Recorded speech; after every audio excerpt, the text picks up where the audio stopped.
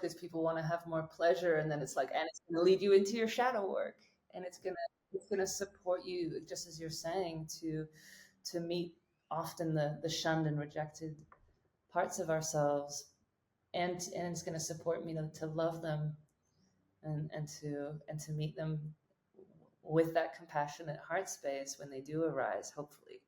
Um, so it's such a blessing when we work with our erotic wholeness, and we use eros as medicine to support our wholeness and integration. It's sort of like it's coded within eros that it wants to merge everything. It wants to bring everything together. It wants to penetrate blocks that are creating separation.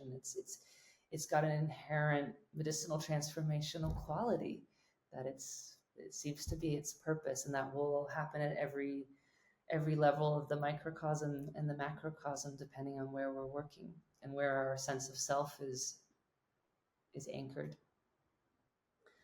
Um, and it feels beautiful to see that, over the last, say, 15 years that I've been predominantly focused in this area of work, that the gifts of embodiment does feel like it's been rippling and expanding out, um, and that sacred sexuality is finding its own ground, in at least in pockets of communities around the planet. So this sense that sexuality is not just for pleasure, or sexuality is not just for procreation, and sexuality is not even just to maintain deep relational intimacies, but that it is healing, and that it is transformational, that it has a direct link to your spiritual path, and it's incredibly creative. So, what some people like to call sex magic, which is, it's got a good hook. But like, this energy is obviously powerful enough to create another human life. Like, it's a foundational creative building block of everything that we experience here.